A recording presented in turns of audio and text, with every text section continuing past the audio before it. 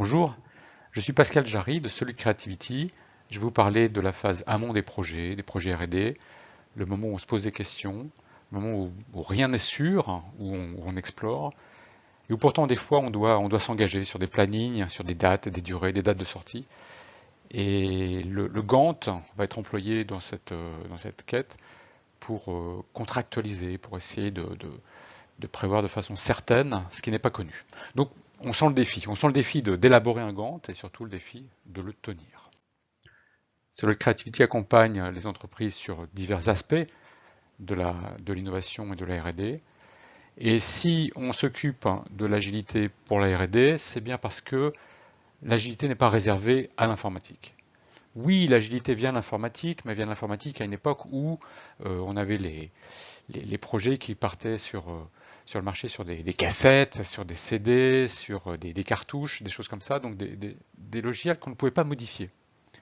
Et un logiciel qu'on ne peut pas modifier, c'est un petit peu comme n'importe quoi en mécanique par exemple, c'est qu'une fois que c'est conçu, ben c'est conçu et c'est là, quoi. Et la phase amont des projets mécaniques est très semblable en fait à un développement logiciel. Quand on devait sortir un jeu vidéo à Noël, ben, il fallait que la date soit tenue, parce qu'un jeu qui sortait après Noël n'était pas vendu. Il fallait qu'il ait la qualité requise, parce que s'il y avait un bug, ben, toute la boîte coulait, parce que par exemple, un bug sur une cartouche Nintendo, tout allait à la corbeille, et c'était pas la peine d'espérer revoir son argent. Et c'était aussi des jeux qu'on devait développer avec une équipe minimum, une équipe réduite, et qu'on ne pouvait pas faire grossir. Pourquoi? Ben, il n'y avait pas beaucoup de gens qui étaient capables de développer des jeux, et on ne pouvait pas passer des gens d'une équipe à l'autre, parce que tout le monde était booké sur ses propres produits. Donc on avait des implications très fortes de qualité, de temps, de taille d'équipe, et rien n'était souple. Donc l'agilité est née dans ces conditions-là. Et c'est des conditions qui sont celles aujourd'hui des projets mécaniques, des projets physiques, des projets de recherche industrielle. On n'est vraiment pas dans le logiciel comme on l'entend aujourd'hui. Donc c'est légitime. La bonne nouvelle, c'est que on sait appliquer l'agilité à des produits physiques, à des projets industriels, et on sait former les gens à le faire. Donc on n'est pas non plus là pour prôner l'agilité. L'agilité, elle est là dans un développement à des moments précis. Ce qui nous importe le plus, c'est de voir comment cohabitent dans un développement mixte, hybride, l'agilité pour les phases amont et le cycle en V pour la suite. On a un souci cependant, c'est que le Gantt, lui, il va être aussi utilisé durant l'agilité, alors qu'il n'a pas vraiment sa place normalement. Donc on a souvent des projets comme ça qui sont définis par, allez, on a 3 mois pour chercher une solution. Cette solution ensuite, elle sera validée sous forme d'une revue, d'un test, ou ainsi de suite, quoi. Et ce projet-là, en fait, les gens ils vont, allez, on y va, allez, on signe. Et ce projet-là, il va être suivi avec des indicateurs. Le souci, c'est qu'en fait, le suivi des indicateurs, la plupart du temps, ne reflète pas la progression du projet. C'est-à-dire que la gestion de projet ne reflète pas la vraie progression du produit, du développement, du résultat de l'équipe. Pourquoi?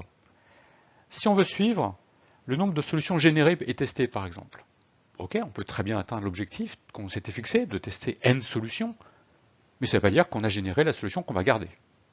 Donc c'est un indicateur indirect assez faux. Si on teste, si on valide le temps qu'on a passé à chercher, on peut cocher la case, hein, mais ça ne nous dit pas qu'on a trouvé quelque chose. Et pareil, si on essaie de suivre le budget, ben, le budget, on saura le dépenser le budget, même si la solution n'a pas été générée. Donc en fait, les indicateurs qu'on a dans ce genre de projet est assez flou, et il n'est pas exclu que quelques jours avant la fin du planning, en fait, à 3 mois moins un jour même, on se rend compte qu'on a complètement explosé le délai, parce qu'on n'a pas trouvé ce qu'il fallait, par exemple. Donc on a des risques très forts de bouclage. Et ces bouclages, les gens prennent ça pour de l'agilité des fois même, hein. Mais c'est pas le cas. C'est juste on s'est trompé et on reprend du début. Donc la différence qu'il y a entre la recherche et le fait de trouver est très important, et malheureusement c'est assez lié aussi à la différence qu'il y a entre les tâches cherchées et l'objectif, qui est, une fois qu'on a trouvé, on a quelque chose de concret. Donc si on monitore, si on suit, si on fait du tracking de tâches, on se rend compte que finalement, on ne veille dans rien la progression vers l'objectif. Nous, on préfère vraiment travailler en objectif et en sous-objectif, c'est vraiment ce qu'on prône en coaching et en formation.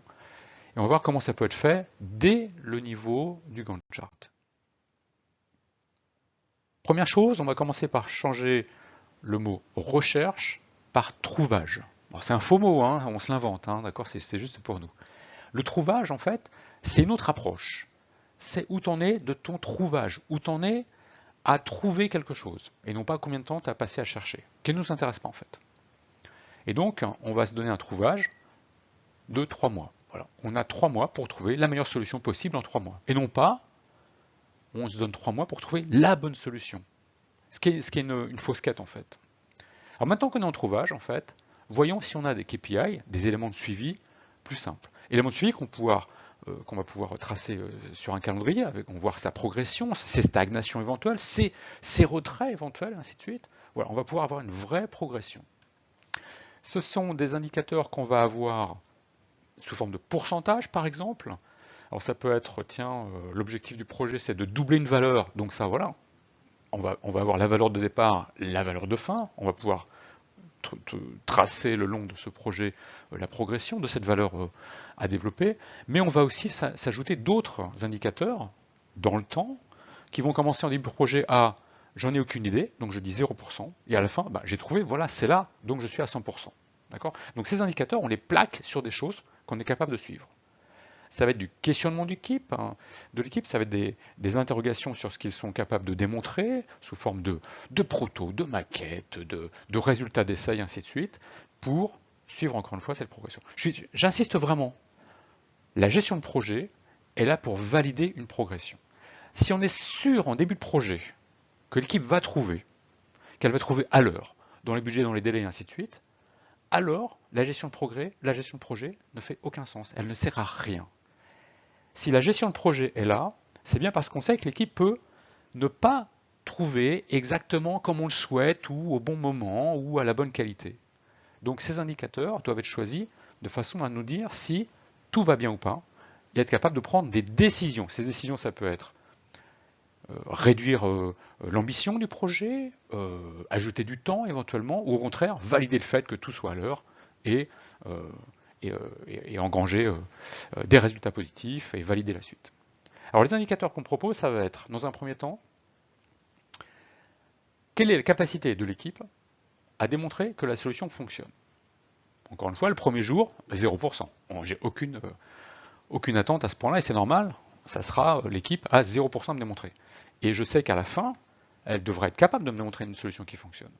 Donc on peut espérer une progression linéaire ou pas, mais on ne va pas passer du premier jour, j'ai aucune notion de rien, à le dernier jour, ça marche par magie, sans qu'il y ait eu de rampe, en fait, sans qu'il y ait eu de progression, d'accord ? Donc, s'attacher à la progression, qui n'est pas forcément linéaire, est très importante. Pourquoi ? Parce que si on reste à 0 tout le temps, au bout de 2 mois, si on est encore à 0, si l'équipe ne peut absolument pas montrer quoi que ce soit, démontrer quoi que ce soit, ni par calcul, ni par estimation, ni par rien, eh bien, est-ce que c'est vraiment la peine de faire le 3e mois ? On est en droit de se poser la question, d'accord ? Donc on a déjà un indicateur. Le deuxième, c'est, ok, on a une solution, c'est pas forcément la solution définitive, mais la solution actuelle, celle qu'on évalue possible, faisable, ou qu'on a testé, ou qu'on a démontré, cette solution, à combien elle performe par rapport à l'objectif.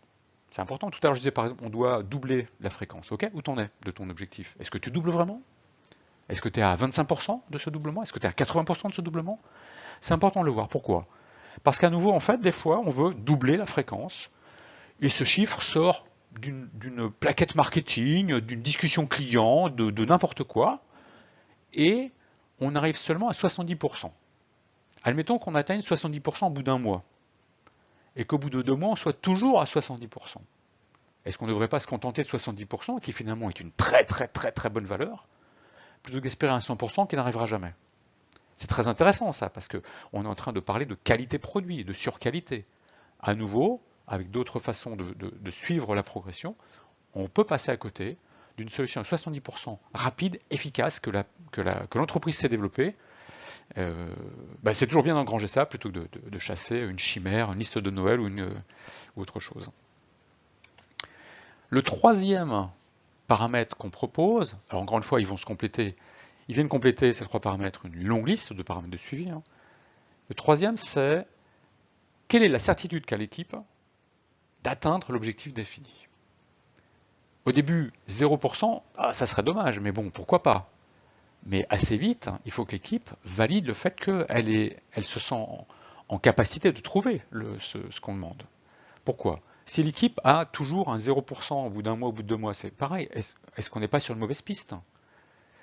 J'ai suivi un projet, c'est en mi-2023, en Angleterre, où l'équipe, après 3 ans, a arrêté un projet, alors qu'il savait depuis le premier jour qu'un papier montrait que ce projet était impossible. Ça, c'est plutôt intéressant. Donc, des fois, une simple question à l'équipe, c'est « Ok, tu penses qu'on peut y arriver? Oui, non?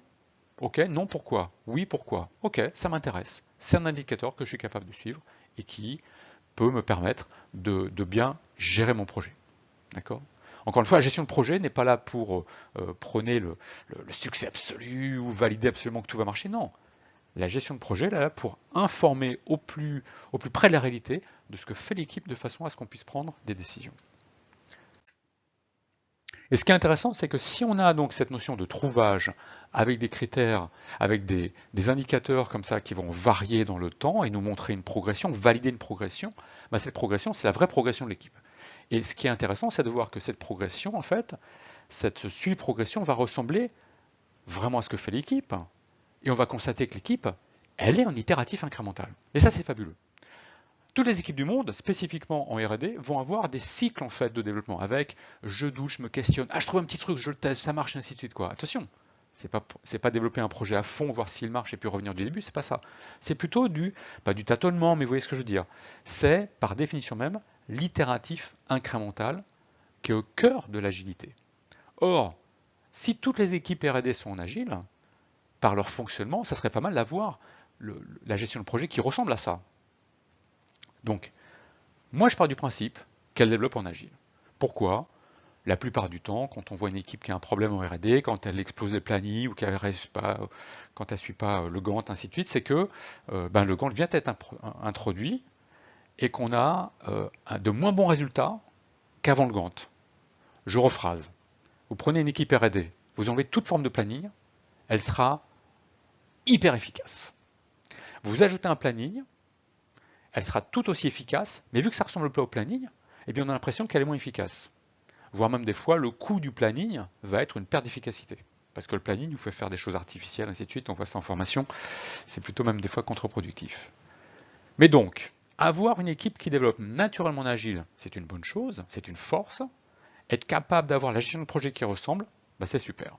Et donc ces indicateurs nous permettent de réconcilier le projet et sa gestion. Et à nouveau, si la gestion de projet est au plus proche du projet lui-même, c'est super. Donc la gestion agile, c'est pas faire n'importe quoi, c'est pas passer son temps à demander au client comme certains peuvent le penser, c'est une gestion simple et rigoureuse qui permet que l'équipe soit en agile. Donc n'hésitez pas à nous contacter si vous voulez en savoir plus, si vous voulez expérimenter ça dans vos entreprises, savoir si c'est en adéquation avec vos modes de fonctionnement, vos gestions de ressources, vos objectifs, vos cycles, vos durées de développement. On est capable de vous répondre et de vous former éventuellement et on espère même de vous coacher. À bientôt, j'espère.